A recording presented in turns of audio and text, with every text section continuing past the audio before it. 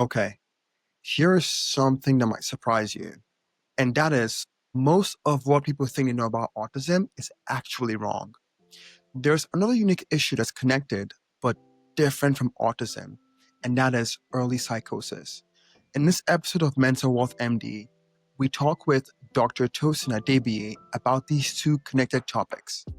Dr. Adebiyi is a child psychiatrist who's worked with kids and families dealing with these exact challenges every single day. We're going to talk about what autism really looks like, especially because it's not what you see in the movies. Dr. Adebiyi also breaks down some myths that actually hurt families, and she goes on to show us what to really look for. Now, midway through the pod, we dive into something that is keeping doctors worried, and that is that there are more youth who are experiencing psychotic symptoms, and technology might be playing a bigger role than we initially thought. Now, here's an excellent bright side to this episode. Dr. Adebiyi doesn't just talk about problems. She gives us real ways to support people facing these challenges and how we can do better as a community. If you're a parent, if you work with kids, or if you just want to understand what a really important aspect of youth development is, then this conversation will open your eyes. Without further ado, let's jump in. All right. So today we have an incredible guest on the show. We have Dr. Tosin Adebiyi. Dr. Adebiyi is a child psychiatrist and public psychiatry fellow here in California. She's extremely passionate about revolutionizing mental health care systems, particularly for adolescents. Now, with a unique background spanning psychiatry, public health, and art, she brings a holistic perspective to healing. Dr. Adebiyi's work focuses on integrating fair access to healthcare principles, whole person healing approaches, and ancestral wisdom to develop innovative care models. Dr. Adebiyi's mission is to address the complex mental health needs of young people in our rapidly evolving world, striving to create more effective systems of care that offer the same level of care for everybody. With the highest possible pleasure, welcome to the pod, Dr. Adebiyi, aka Tosin. Hello. Thanks for having me. Thanks for that really sweet intro. Glad to be here. Thank you. It's interesting. When the thought of this podcast came about, I thought about many ways to expand what we learn as doctors, what we do as doctors, kind of demystify that and increase access to the public. And I could not think of a better role model to kick that off with, a better role model to have on to share your knowledge, your experience than you. I have been incredibly blessed to experience your empathy, experience the care with which you care for people, and really your dedication to psychiatry and healing.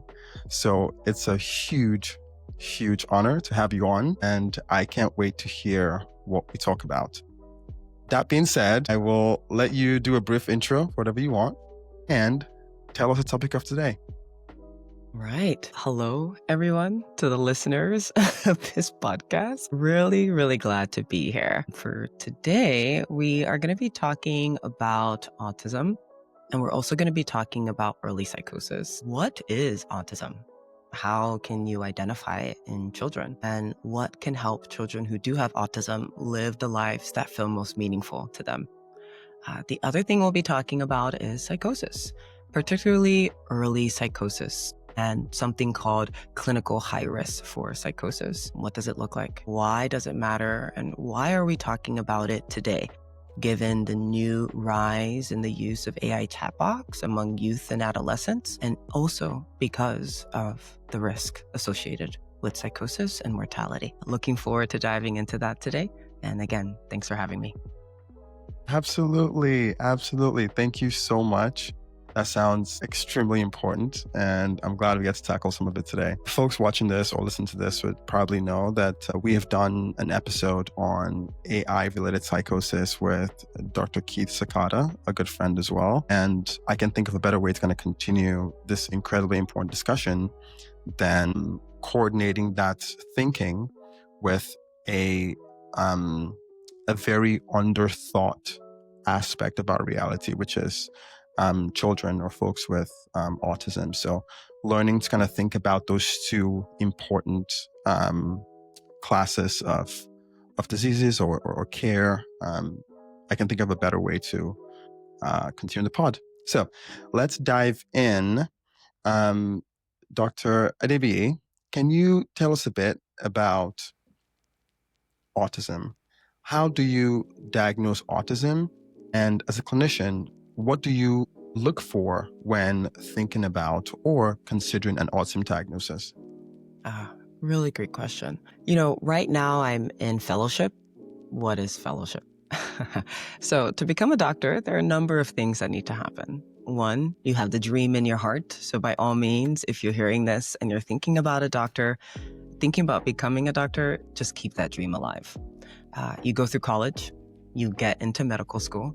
Once you're done with medical school, you are a doctor, an MD here in the United States. After medical school, in order to be a board-certified practicing physician, you typically have to complete residency. There are more options for specializing beyond residency, and then we arrive at fellowship, which is the stage of training I'm in right now. And I'm particularly focused on children and their families. So in my stage of fellowship, I'm learning a ton about autism, and I have the privilege and honor of working with families and experts in the field. So what is autism? Why are we even talking about that today? A really simple way to consider what autism is, well, as human beings, we take in information constantly. Whether that's listening to my voice right now, eating a yummy meal, experiencing your five senses, we're constantly taking in information, understanding it, and making meaning of our world. For folks who have autism, they taking information differently and they process information differently. So what does that actually look like to take in information differently? That can even be just looking at your five senses. Folks who have autism tend to process and take their sensory experiences very differently than folks who may be more neurotypical. So that can manifest as having some difficulties with something called social reciprocity. That means back and forth communication. For someone who has autism, it's not just they're taking information in differently and then, returning that information in a different way. It's a subset of things that are happening for folks that get this term autism.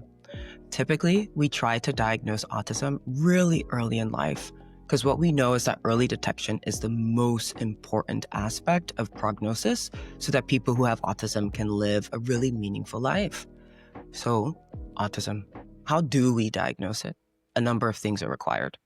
We're looking at their social and emotional well-being, their reciprocity. Can they have back and forth conversations?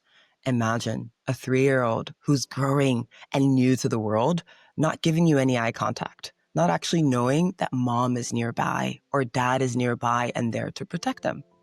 Imagine a 3-year-old who by that age should have a minimum of about 50 words in their vocabulary.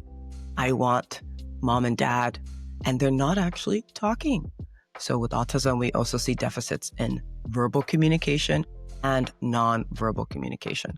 The other piece with autism is this difficulty in developing and maintaining relationships. Understanding their sense of self in relation to the world and their environment, very difficult. Those are 3 things that are really necessary for us to diagnose autism, but that's not it. There's a whole nother thing we look at, particularly restrictive, repetitive patterns of behavior or interests. All right. So that can be stereotype movements. Sometimes you can see folks flapping their arms around. That can be inflexibility with routines. Waking up in the morning, going to bed at night can be life and death. Really high emotional responses when it comes to changing routine. So as a child psychiatrist, if caregivers come to my office, anyone who's taking care of a kiddo who's less than 3 and they're concerned that, hey, my child isn't really speaking. My child isn't looking me into the eye. I can't get my kid to potty. Those are some of the reasons why some parents come to us and they're concerned that they might have autism. More than anything, we actually see this happening outside of the home and more in social settings. Daycare, early school programming. This is where these types of behaviors are picked up. If you take a kiddo and put them in a room with other kids and they can't play with them, they don't know how to engage in play, they're maybe isolated in a corner in the room, having trouble talking or interacting, that can cue us in that maybe something else is happening. Maybe this kiddo is struggling with an autism spectrum disorder. And that was just an excellent overview of autism, some of the diagnostic criteria that we use, and some of the kind of broad ways to look at them, no matter who you are, whether a doctor, a family member, a mom or dad, a sibling. So thank you so much, Dr. Adebiyi. You also mentioned something, autism spectrum disorder. And that's something that I think is so relevant, or at least understanding that is so relevant in today's world, given the popularity of autism, of kind of vague autism diagnosis in the general zeitgeist. So can you give us a brief kind of overview of why you refer to it as autism spectrum disorder and how diagnoses or how symptoms can reflect across that spectrum? Yeah, totally. So in order to get a diagnosis of autism, a lot has to happen. You may come into a doctor's office, it may even be your pediatrician, and they may give you a referral to see a psychiatrist like myself and specialized psychologists who go through structured interviews to actually diagnose autism. Why we call it autism spectrum is because we know every child is unique. Though there are stereotype things that happen with development, right? Hopefully by at least 18 months, you're walking, right? By at least, right, that 20 to 24 months, you've got those words in.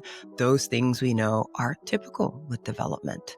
With autism spectrum, these things we use to diagnose autism, each of the diagnostic criteria, that comes with a wave of differences for every child. So let's take one of the diagnostic criteria, for example. Let's actually just look at social emotional reciprocity.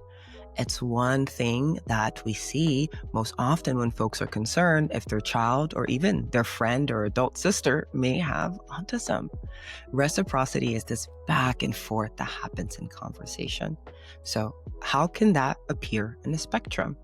For some folks, it can be perhaps they may have a little bit of engagement in reciprocity. You say hello, and they may take some time, but they could say hello back. For some other folks who have autism, you may say hello, and they might not notice you in the room at all. That's because our folks who have autism take in information differently and also process it differently. So that's just one example of how we see a spectrum in the diagnostic criteria of autism. And still, there are a number of things that are required to get the diagnosis of autism. So even if there was just difficulties in engaging in back and forth conversation or maintaining eye contact, that is not sufficient or the only thing that we need to actually diagnose autism. Excellent, excellent. I like that. Something I heard is, so there are a few ways, or there are multiple ways that these symptoms can reflect. However, Exactly. it's up to a professional to kind of look at them in context of other possible kind of criteria. And once you do that, you get a sense of, if they meet criteria for autism and the severity of what symptoms. And I imagine that probably parlays into how you treat and coordinate care, it sounds like. It definitely does. Because at the end of the day, if we are able to detect autism early, we actually give kiddos a chance to engage in the world that they're in.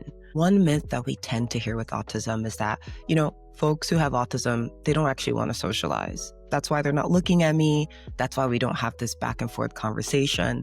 But the reality is that folks who have autism do value deep, meaningful connections. They do want to play with their friends in the room. They're just struggling with how to actually say hello, how to initiate play, and how to maintain play in relationships. That is a wonderful segue to our associated topic, which is early psychosis. Now, when we were kind of thinking about this episode and prepping for it, something that you shared with me was you've been seeing a lot of activity in this gray area between autism and early psychosis. where you're learning a lot and you're having these rich experiences as a fellow, experiencing people who to the regular eye may not fit in one bucket or the other. I want you to briefly tell us a bit about early psychosis, how that reflects, what to look out for, and then we'll go into a comparison between early psychosis and autism, and how you as a psychiatrist, the child psychiatrist, can evaluate that situation and some nuggets for parents, siblings, friends to pick up that might help them direct that kid to a professional for further evaluation. A really rich, deeply dense topic, because there's so much there in this overlap. So let me just give you a clinical scenario. Imagine you come into your psychiatrist's office, right? A child psychiatrist. You're a parent to a teenager, maybe a 14-year-old who actually just started their school year recently in August, and they're excited to be a sophomore.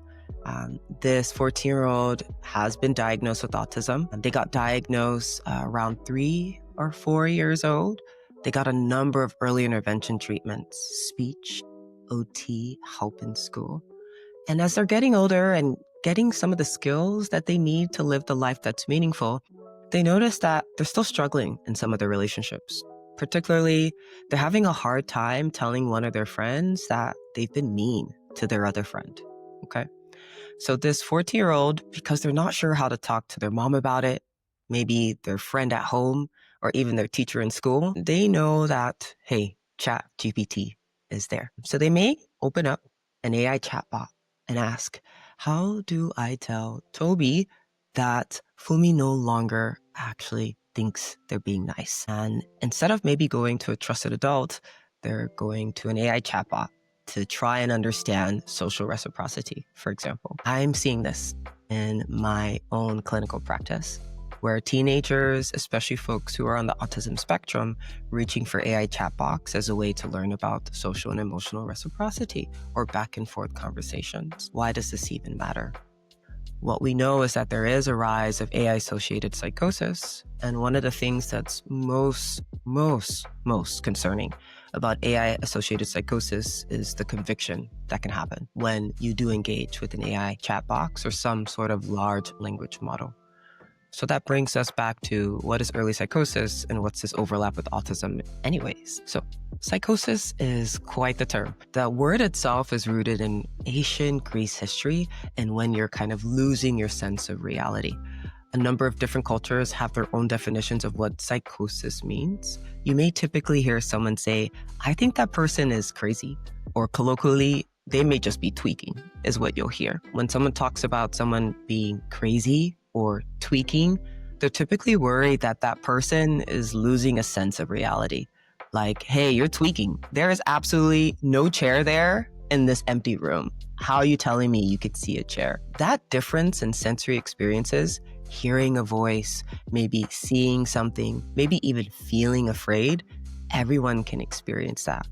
The difference in psychosis is how often it's happening and how much of that is actually limiting your ability to function in the real world. So, what is early psychosis? The term early is actually looking at the age. We're thinking about anyone below the age of 33, okay? What we do know about psychosis is that some folks can have symptoms concerning for psychosis. Maybe they're a little bit more afraid. Maybe they're starting to lose grips of their reality. It may not be happening as consistently for them to meet diagnostic criteria for something like schizophrenia, but it's happening enough that it's getting in the way of good grades at school, engaging in sports and activities. And at that point, we say, we're concerned about early psychosis. But why does it matter? Naming something as early psychosis, having the terminology of psychosis, it's treatment. What we know in the literature is that early detection of early psychosis can be really helpful, and coordinated specialty care is the way to kind of help with resource management. So we want to catch it early, because what we know about early psychosis is that the folks who do get that diagnosis, only about a third of them will go on to actually have something like schizophrenia. The other 2/3, with early treatment, with group processing, with care and love in a community, can actually have more coping strategies to deal with differences in sensory experiences. So in short, early psychosis is experiencing changes in your sensory environment early in age, before the age of 33, where you may be at higher risk for developing something like schizophrenia. Yes. That was excellent. Something that I heard that really kind of stood out to me was you have these kind of sensory overwhelm and an inability to reciprocate social cues or social interaction in autism. And a lot of times for early psychosis, there's a perceptual disturbance piece to it that may be insidious, but can start to affect functioning quite early. And like you said, less than a certain age, less than like your 30s, right? Like your mid 30s is kind of how we would classify that. So very important. It's a really massive topic, and I think you did a really good job of letting us understand some of the origins of the word psychosis, helping us understand some of the classic foundations of diagnosis, and then pairing it with today's world where you have technology advancing at a rapid pace and things like AI now being a factor in how children try to adapt to a world that they may not be functioning optimally in, right? Like you said, that dependence for understanding social cues or that dependence for realigning understanding of kind of emotional cues can be a telltale sign that someone might need a little bit more help. And our understanding of these realities as psychiatrists really kind of helps us recognize that and help them better. So very good. Something else that was on my mind as you were kind of explaining some of the differences and similarities between autism and early psychosis was technology. And I thought about, not just AI, but how technological advances in the last 10 to 20 years has made it either good or possible or a little more challenging, right? In recognizing and adequately caring for folks with autism or early psychosis. If something comes to mind for you that you've been seeing in your practice so far, absolutely feel free to share. Yeah, I would agree with you that when we see innovation, and in technology in particular, there can be the set of benefits that come with it. Social media, I think, is a good example here, where folks may connect with a friend they haven't seen in years, right? Or a friend who's miles away on a different continent.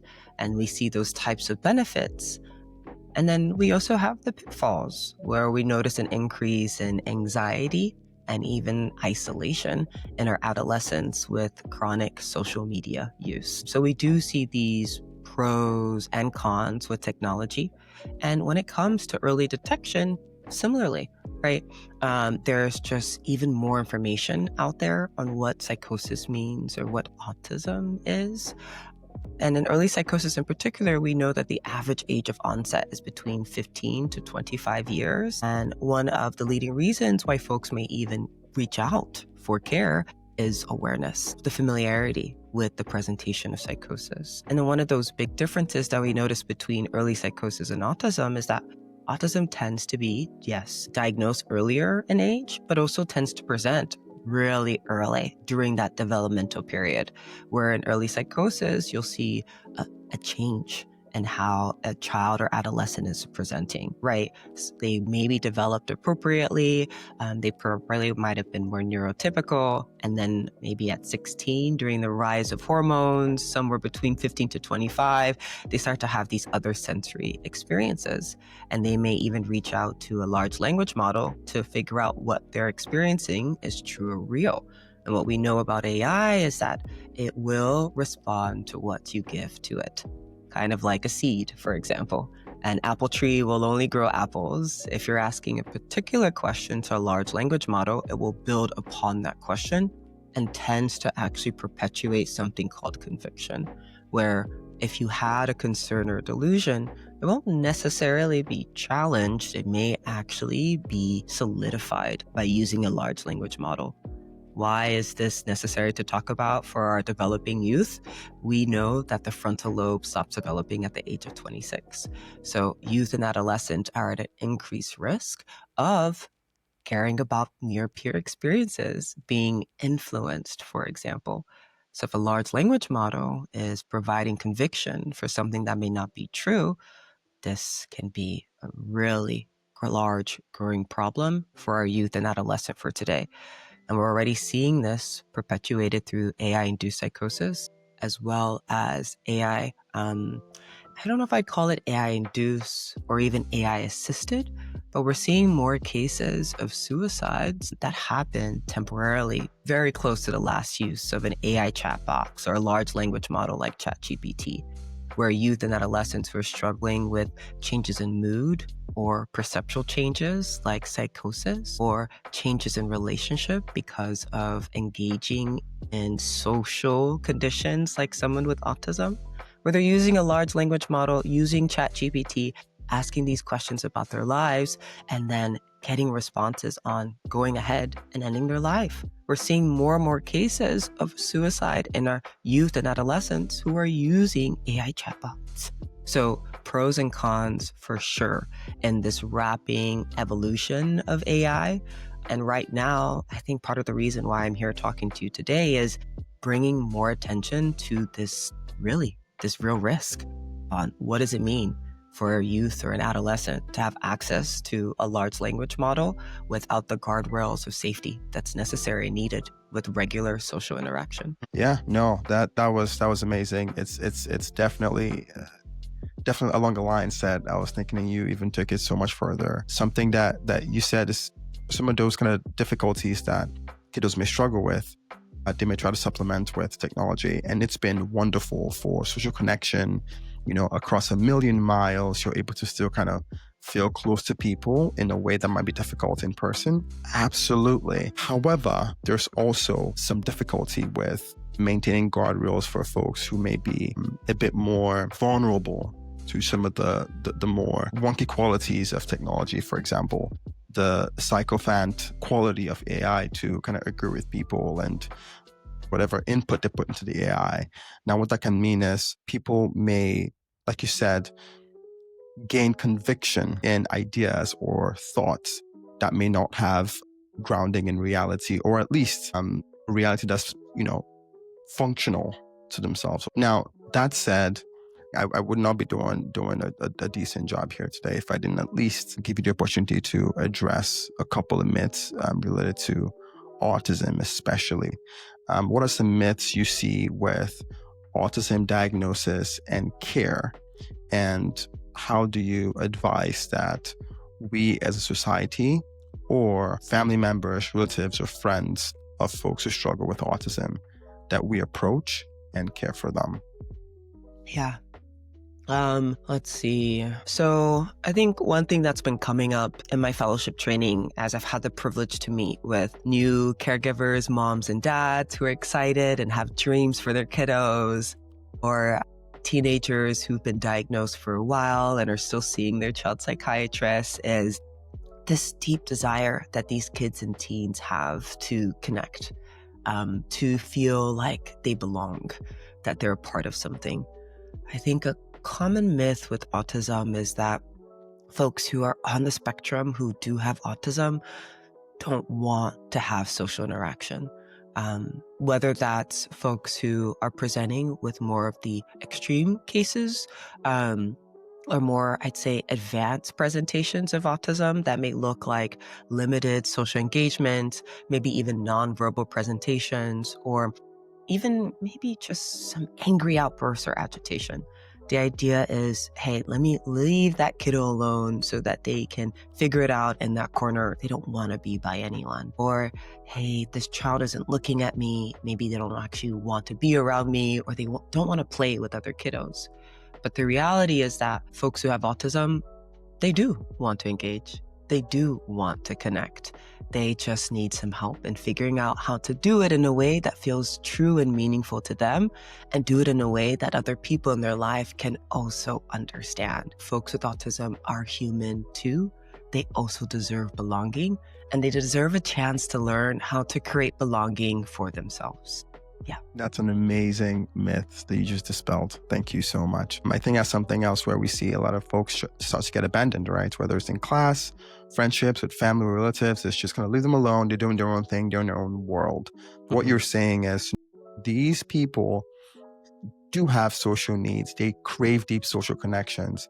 And though it might take some effort to establish that trustful relationship, they benefit tremendously from them. So that's an amazing, amazing myth to dispel. I'm sure anyone who watches this or listens to this would be very grateful. And I really hope we get to kind of share that with people who we know and love and spread that amazing advice.